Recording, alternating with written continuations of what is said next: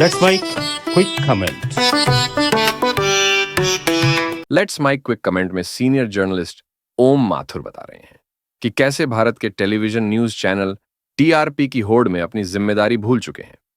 आपको याद होंगी टीवी चैनलों पर आ रही वे सनसनीखेज खबरें जब भारत ने पहलगाम में आतंकवादी हमले का बदला लेने के लिए पाकिस्तान के खिलाफ ऑपरेशन सिंदूर करके वहां चल रहे आतंकी ठिकानों को तबाह कर दिया था। आपको याद होगी पाकिस्तान की राजधानी इस्लामाबाद पर कब्जा, कराची बंदरगाह में तबाही, बंकर में छिपे शाहबाज शरीफ, कई बड़े शहरों पर भारत का कब्जा होते ही पाक सेना का सरेंडर, मुनीर देश छोड़कर भागे जैसी ब्रेकिंग और सुपर ब्रेकिंग खबरें। देश के सभी न्यूज चैनलों ने 7 और 8 मई को ऐसी फर्जी खबरें चलाई थीं। उसके बाद यह मजाक चल रहा था कि भारतीय सेना ने नहीं, भारतीय मीडिया के एक एक चैनल ने पाकिस्तान के एक एक शहर पर कब्जा कर लिया है। जाहिर है इनका मकसद सिर्फ अपनी टीआरपी बढ़ाना था। अपनी व्यूअरशिप बढ़ाने की होड़ में इन चैनलों ने सेना के ऑपरेशन की गंभीरता को भी मजाक बनाकर रख दिया था। भारतीय सेना ने तो बिना सीमा पार किए पाकिस्तान में 9 आतंकी ठिकाने तबाह कर 100 आतंकियों को मार गिराया था। लेकिन ये चैनल इस तरह रिपोर्टिंग कर रहे थे मानो भारतीय सेना पाकिस्तान में घुस गई है और वहां हमला कर शहरों पर कब्जा कर लिया है। और तो और इन चैनलों ने रिटायर्ड सेना अधिकारियों को भी स्टूडियो में बैठाकर उनसे भी भरपूर बकवास करवाई। दुनिया के बड़े बड़े अखबारों ने भारतीय न्यूज चैनलों की इस गैर जिम्मेदाराना रिपोर्टिंग पर लेख लिखे थे। हालांकि इस तरह की गैर जिम्मेदाराना रिपोर्टिंग के लिए सरकार को चैनलों के खिलाफ कार्रवाई करनी चाहिए थी। लेकिन जाहिर है जब सारे न्यूज चैनल सरकार के पक्ष में हो तो कार्रवाई हो भी कैसे? बस रक्षा और विदेश मंत्री ने यह कहकर पल्ला झाड़ लिया कि न्यूज चैनलों को इस तरह की रिपोर्टिंग में गंभीरता बनाए रखनी चाहिए थी।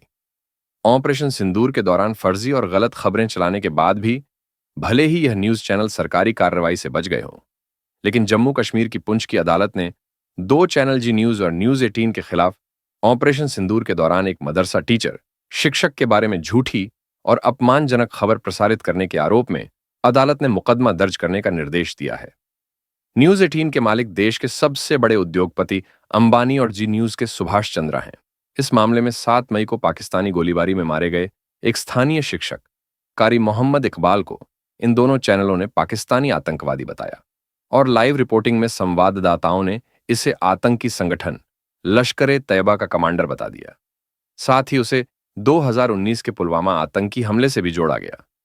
हालांकि बाद में सच सामने आने के बाद इन दोनों चैनलों ने माफी मांग ली, लेकिन अदालत ने माना कि तब तक उनके परिवार की प्रतिष्ठा को गंभीर नुकसान हो चुका था।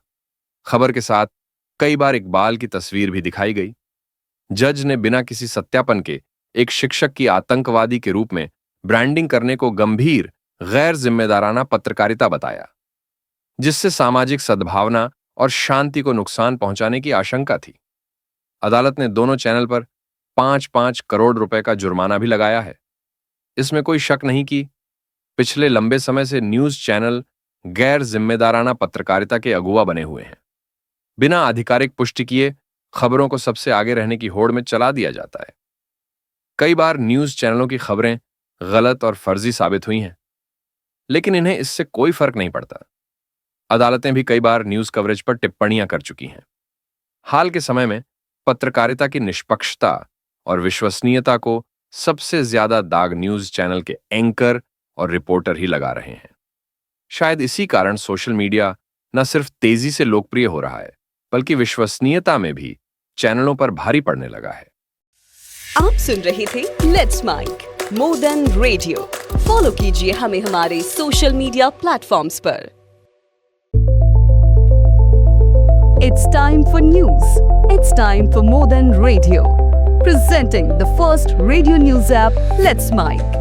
Let's Mic, a news-based app on your phone where you get to watch and listen news, talk shows, interviews, radio show podcasts.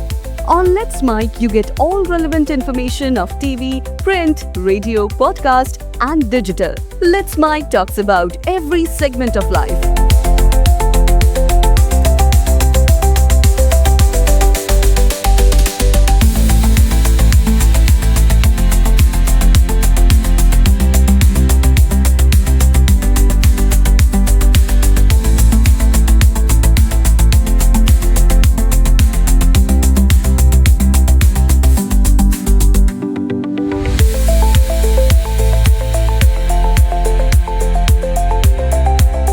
Let's Mic is not just a revolutionary idea. Download the app now from Play Store. Available both on Android and iOS mobile phones.